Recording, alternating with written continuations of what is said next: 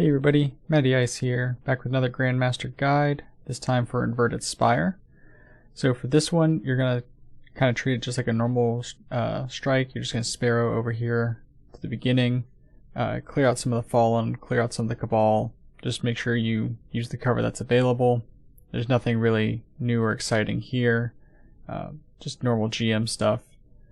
Once you go into the first teleporter, again, it's just basic adds. There's no real complications here.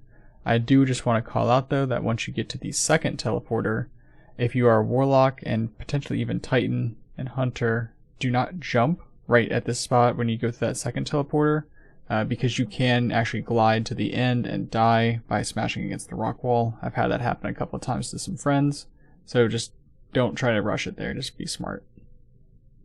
Alright, so once you get into the first kind of actual room here, there's going to be several champions and lots of Vex and Cabal. You're going to want to take them at a distance, so you're going to drop down to this first ledge here and pretty much clear out all the little adds, and you're going to start taking out the unstoppable Cabal champion from a distance, as well as this just regular solar mini-boss Cabal. You want to also keep in mind that there are 3 champions underneath that platform. You can see I'm looking at the one barrier champion there. This is something that you want to take out immediately. So you can take out this barrier champion from the rock we're standing at currently, and then you want to head to the rock over onto the side. You'll see my 2 allies jump over there. You want to not do what I do here, which is jump down below and attempt to solo the 2 champions. It does not go well. There's not a whole lot of space down there. So a lot of this encounter you'll see from my friend's perspective. So yeah, do not come down here, jump over to the side rock where my friends go, and you can see from up here, you're easily able to take out the 2 barrier champions, the Vex barrier champions, and then once you clear out all the adds, you'll be able to finish off the 2 Cabal champions that are underneath where I'm currently dead at, from the back wall where you are supposed to proceed forward. So again, make sure you jump to the wall to the right, clear out all the stuff from up here. You got a great vantage point, a lot of cover, and then you can clear out the 2 Cabal champions. But when you go to clear out the 2 Cabal champions underneath, just make sure that you do still use your cover, use your restoration, because that barrier champion with the machine gun will melt you very quickly. So just play it smart, and again, don't do what I did, and stay up top, don't jump down. Now, going into this next area, this is nothing really you have to worry about too much. There's one barrier champion initially.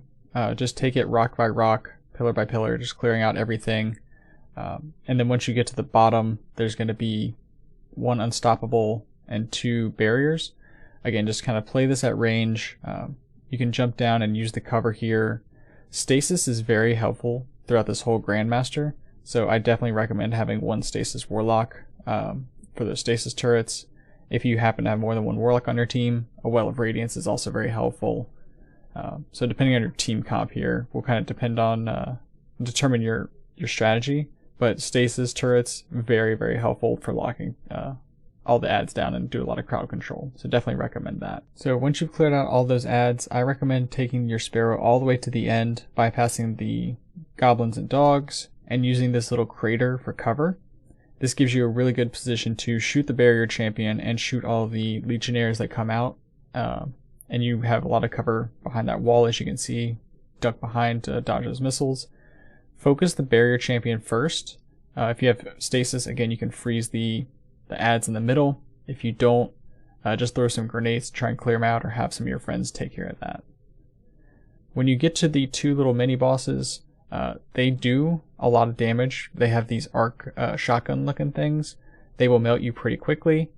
Just go in as a group and use your Storm Chaser, use your heavy. There's no real reason to hang on to your heavy ammo here. So just melt them quickly, because as you'll see here, they melt my one friend pretty quick. It's like 2 or 3 shots will kill you, so just be careful. Now, it is actually possible before you go into the cannon to have one of your allies stay back and stun the champion and kill all the adds from a high enough platform, but if you do what I did and just jump up, just make sure you stun the unstoppable and kill all the adds, or just get behind cover as quickly as possible. because again, with that many shooting at you at once, you will die pretty quickly. And then just jump. I'm going to let this whole part play out actually. When you jump down, there's kind of two ways to handle it. You can do the cheese strat, which is the rotational man cannons that go around the outside. You can hide behind there. So you're behind like the wall, and all you have to do is jump over those teleporters as they swing around. Or you can just handle it like the way we do. Having stasis, having a well of radiance makes it all go pretty smoothly. Again, this kind of depends on your loadout, but if you don't have those things, feel free to use the cheese spot. Most of the ads here are just Cabal dogs. Once you've cleared out the unstoppable and the barrier, it's really not too difficult to clear out these enemies with just grenades, special weapons, whatever you have here.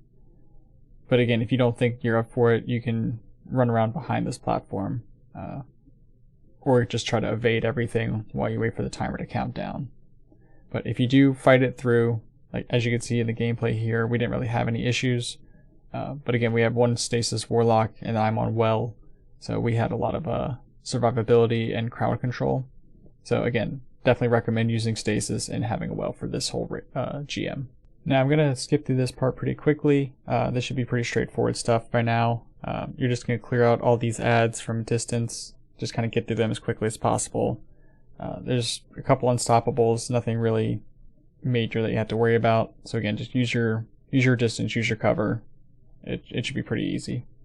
Now once you get to the drill section, again, you're just going to take this slow. You're going to clear out everything. Make sure you shoot the explosive barrels, because if the ads blow them up, it'll kill you pretty quickly. But again, just clear out everything and just make sure you take out all the champions so you can get your platinum rewards. Again, just take it slow, use your range. Arbalist, very helpful for all these barrier champions. Now once you finally made it to the boss, you're going to want to sparrow down and do a cool kickflip, just because it gives you extra lucky points. But once you get down here, you're just going to clear out these harpies, and you're going to want to try and melt this boss as soon as possible. So you can one phase him if you have a high enough damage output, but if not, you can kill him on the second floor. So what you're going to do here is, you see I plant a well, wait half a second, and then he becomes damageable, and just unload on his head. Head is the crit spot for the first phase, and then after you do enough damage, his stomach becomes the crit like a normal goblin. So you can see we got almost all of his health down there. You're going to drop down to the second floor. You can drop down early as soon as he teleports away. You want to stand on one of these little pillars. Any of them will do. You just want to not be on the ground because you can do a solar burn attack. So as soon as he spawns, plant a well, plant a rift, do whatever you need to do, and then you can see his crit spot moves. Just make sure you're moving with that. And his arc repeater gun will absolutely melt you very quickly. So you can bob and weave if you need to. Just try not to take too much sustained damage. If he does come to this third floor, the boss will not spawn until you kill all the goblins that are down there. So normally when you're speedrunning strikes, you kill all those goblins as you fall down. Do not do that in this Grandmaster. Wait until your whole team is down there, clear the goblins, and then get ready to focus the boss when he spawns. So yeah, that should be it. This is a fairly quick one. So now I'm going to cut over to my loadout and give a recommendation on a solar build and stasis you can use. Okay, as far as the build goes, I think you guys have pretty much seen this one beat to death by now. But it's the Starfire Protocol build that I ran. So on the helmet, I've got Explosive Wellmaker and Linear Ammo Finder. This works well because I am running both Arbalist and Storm Chaser, which are both linears, so you get a kind of double up there. On the arms, I've got Void Arms for bolstering detonation, my one Unstoppable Scout, which in this case is Trustee, and then Elemental Ordnance. I've got an Arc chest piece. On this one, I run Seeking Wells, and then one of each resistance. You could run double Arc here because there's a lot of Arc damage, but I find that one of each is pretty helpful because there's a lot of solar damage as well. Solar Boots, so you can get Recuperation and Well of Life. And then on the Bond, Classy Restoration, definitely your friend in any GM this season. And Utility Kickstart to kind of round that out. Kind of touched on the weapons already, but Arbalist, Trustee, Storm Chaser. You can swap these around, but definitely Arbalest is a big game changer here. Anytime there's barrier champions, Arbalest is just the king. Alright, into aspects and fragments. So with any Starfire build, you're going to have to run Empowering Rift and Fusion Grenades. I prefer Celestial Fire because of the range, but that's kind of a personal choice. Again, Icarus Dash is preference on my end. You could run Heat Rises, but I prefer the mobility. And then Touch of Flame is just a necessity. For fragments, Solace, so you get that increased restoration. Searing for the extra recovery, and you get a little bit of melee energy back. Char for the discipline and your ignitions if you do happen to ignite something. And then Ashes for those extra scorch stacks. Now I kind of touched on this earlier, but if you do want to go Stasis, this is the build that I recommend. You want to use Eye of Another World to get those increased ability regens, and then we are going to use Protective Light. So we no longer have access to Classy Restoration, so we're going to use Protective Light for that 10% on-demand damage resistance. For arms, we're going to switch those to Stasis, so you can have Elemental Shards and Grenade Kickstart. Shards are going to make sure that your Stasis Shards count as Elemental Wells, which is going to help you become charged with light and activate Protective Light. On the chest, you can run whatever resist combination you want, but this is where we're going to take Elemental Charge so you can become charged with light for picking up those Stasis Shards. On the boots, we're going to keep those the exact same if your teammate is running something solar that can generate solar wells.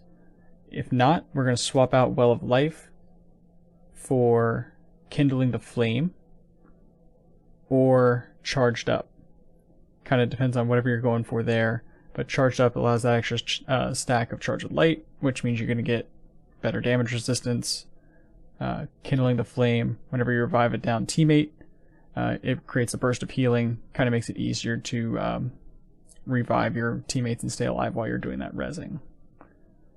On the bond, you can use whatever elemental bond you want. I went with Void just so I can get Perpetuation. You can do Bomber if you wanted that, but the important thing is Revitalizing Blast. Since Stasis will reset champion stuns, this will allow you to melt champions pretty quickly because you can constantly ignite them. Keeping weapons the same, but going into abilities. The main thing here is the Glacier Grenade.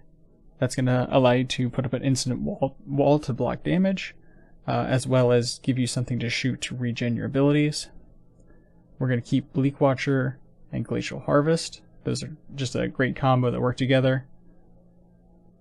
We're going to do Whisper of Conduction, so that the Stasis Shards track to you. It's basically Seeking Wells. Whisper of Chains, so that whenever you're near a Stasis Crystal, for example like the grenade, you take reduced damage. Whisper of Durance, so your slow lasts longer. And Whisper of Shards to get that extra regen. So yeah, that's the Stasis side. I hope this helps you out. As always, I would love it if you could like and subscribe to the channel. And good luck!